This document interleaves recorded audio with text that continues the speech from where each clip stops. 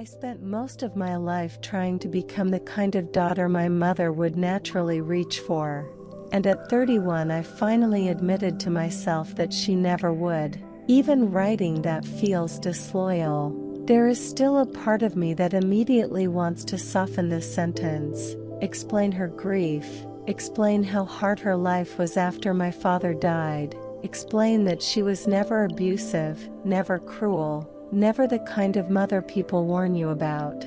She made dinners. She ironed my school uniforms. She worked overtime when money was tight. She sat through every school concert and every graduation ceremony with tired eyes and perfectly folded hands resting in her lap.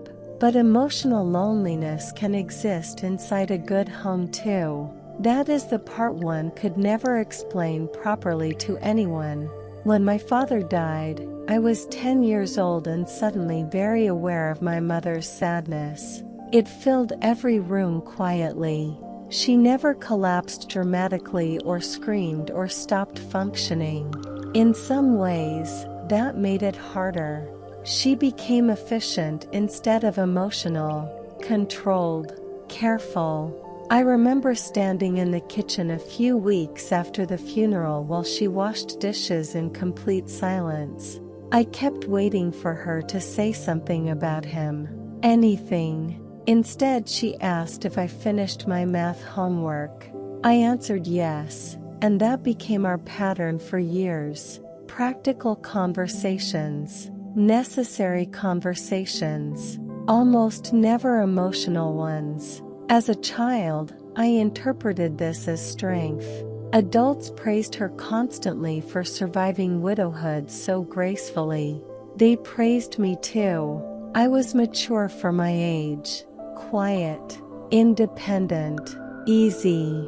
People love easy children because they do not force adults to confront uncomfortable emotions. I became easy because I could feel how fragile my mother already was. At 12, I stopped crying in front of her. At 14, I stopped talking about school problems because she always looked exhausted. At 16, when my first boyfriend humiliated me by cheating on me publicly at a party, I locked myself in the bathroom and cried quietly into a towel so she would not hear. I never consciously decided to become emotionally invisible. It happened slowly, and honestly, for years I felt proud of it. I thought protecting her made me a good daughter. The strange thing is that I truly loved her deeply. I still do. That is what makes this so painful and confusing. Love and resentment can sit beside each other for years without either one fully winning. In my 20s, I became obsessed with fixing our relationship. I did not call it that at the time. I told myself I simply wanted us to become closer as adults. But looking back now, I can see how desperate I was. I envied women who spoke about their mothers like best friends. Women who called their mothers crying after bad dates. Women who spent entire weekends shopping together or laughing over wine at restaurants. I used to listen to those stories quietly and feel ashamed of how jealous I was, especially because my mother was not a monster. I almost wished she had been worse sometimes. That thought embarrasses me now, but it is true. Clear pain is easier to understand than subtle emotional starvation. If she had screamed at me or insulted me, maybe I would have stopped trying sooner. Instead, she gave me just enough warmth to keep hoping.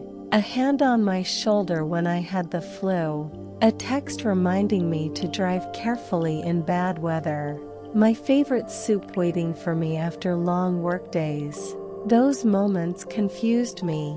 They kept me emotionally attached to the possibility of closeness. So I kept trying.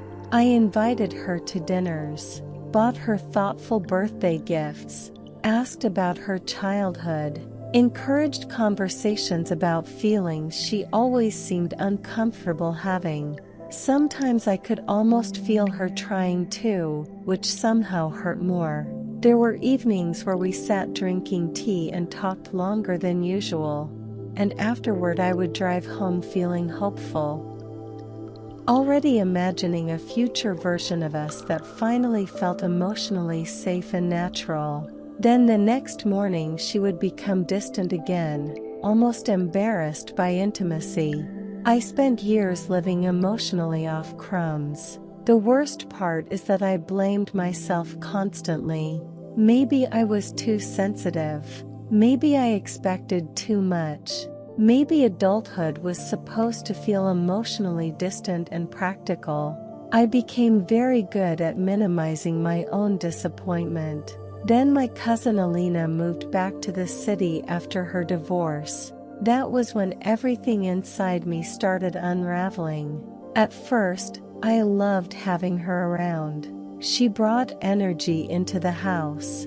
She and my mother cooked together, watched old television shows together, sat at the kitchen table talking late into the night. One evening I came downstairs for water and heard my mother laughing so hard she could barely breathe. Real laughter. Loud, effortless, warm. I stopped halfway down the stairs because the sound felt unfamiliar. Not unfamiliar in general. Unfamiliar coming from her. I stood there listening to them talk while something ugly and humiliating grew inside me. Jealousy. I hated myself for it immediately. Alina had done nothing wrong. She was kind to me, loving, even. But every interaction between her and my mother exposed something I had spent years refusing to fully acknowledge. My mother was capable of emotional closeness. She just did not naturally connect with me that way. I started noticing everything after that. The way my mother checked in on Alina after difficult work meetings. The way she remembered tiny details about her life. The way conversations between them flowed effortlessly while conversations between us often felt careful and strangely formal. One afternoon I walked into the kitchen while my mother was on the phone with Alina. She was smiling softly and saying, "I was thinking about you today and wanted to make sure you're okay." I remember standing there pretending to search for something in a drawer because hearing those words physically hurt me. I was 30 years old and suddenly felt like a child again. That night I cried in bed beside the wall separating my bedroom from hers. Part of me felt pathetic for still wanting something so badly at my age. Another part of me felt furious, not explosive anger, quiet anger. The kind that builds after decades of emotional hunger. Around that time, my fear of losing her became intense. She had started forgetting small things, misplacing keys, repeating stories occasionally. Nothing serious, but enough to remind me she was aging. The thought that she could die before we ever became close terrified me. That fear was part of why I moved back home permanently. Everyone thought it was sweet, responsible, loving. In reality, I moved back because I was still trying to rescue a relationship that only existed fully in my imagination. Living together again forced me to stop lying to myself. The distance between us became impossible to romanticize up close. Most evenings we sat in the same room barely speaking. She watched television while scrolling through her phone. I answered work emails or folded laundry nearby. Hours passed in silence so thick it sometimes made me anxious. I kept trying anyway. One night during dinner, I finally asked her directly if she ever felt emotionally distant from me. She looked genuinely confused. "What do you mean, distant?" I remember staring at her face trying to decide whether she truly did not understand or whether acknowledging it felt too uncomfortable. I started explaining carefully, too carefully. I always spoke carefully around her, like someone handling glass. I told her I wished we talked more deeply sometimes, that I wanted us to feel emotionally closer. She nodded slowly and said, "We've always been fine." That word nearly broke me. Fine. Not close. Not connected. Not safe. Not emotionally intimate. Fine. I wanted to scream after that conversation. I did not, of course. I washed dishes afterward while she watched television like nothing significant had happened. But inside, something collapsed quietly. For weeks afterward, I felt emotionally raw. Everything irritated me. I hated hearing friends complain about their overly involved mothers. I hated watching emotional mother-daughter scenes in movies.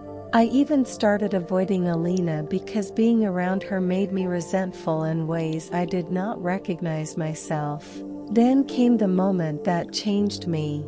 My mother got sick with pneumonia during winter and spent several days in the hospital.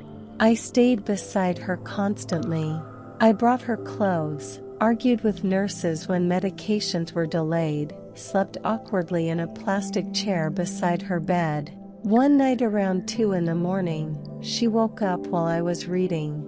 She looked at me quietly for a long moment and said, "You've always taken care of me." Then she closed her eyes again. I sat there in the dark hospital room staring at her face while this terrible realization settled inside me. I had spent my entire life trying to be emotionally chosen by her. But somewhere along the way I had accidentally become her caretaker instead. Not physically, emotionally. I protected her sadness, adjusted around her discomfort, translated her silence into love because the alternative hurt too much. And suddenly I felt overwhelming grief for myself. Not just for the adult woman sitting in that hospital room, but for every younger version of me too. The child who stopped crying so her mother could survive. The teenager who had heartbreak alone. The young woman who spent years performing emotional patience hoping someday it would finally be returned. I think that was the first time in my life I truly allowed myself to matter in the story too. Not just her grief, not just her loneliness, mine. After she recovered, nothing dramatic changed between us. That is the strange thing about emotional revelations. Sometimes they do not create explosions. Sometimes they simply remove illusions quietly. I stopped trying after that. Not cruelly, not coldly. I still buy groceries for us. Still sit with her during doctor appointments. Still make her tea when she falls asleep on the couch after long days. But I stopped chasing emotional intimacy from someone who cannot naturally offer it to me. Some days that acceptance feels peaceful. Other days it still hurts unexpectedly. Last month I overheard her laughing with Alina in the kitchen again while I folded laundry upstairs. For a few seconds, I felt that old jealousy rising sharply in my chest before I caught myself. Then, almost immediately afterward, I felt ashamed for still caring. That contradiction exists in me constantly. I have accepted the truth. I have not stopped grieving it. I do not believe in cutting my mother off. Life feels too short and too fragile for that. Besides, despite everything, I still love her deeply. I probably always will. But I finally stopped building imaginary versions of our future in my head. Now, when we drink coffee together in silence some mornings, I no longer wait for the conversation to become emotionally meaningful. I no longer search her face for hidden warmth or signs that today might finally be different. And strangely, letting go of that hope has made being around her easier. Not happier. Just easier. Because I spent decades trying to become the daughter she would naturally reach toward emotionally. and all that effort only taught me something painful but necessary. Sometimes people love you sincerely and still cannot meet you where you ache the most.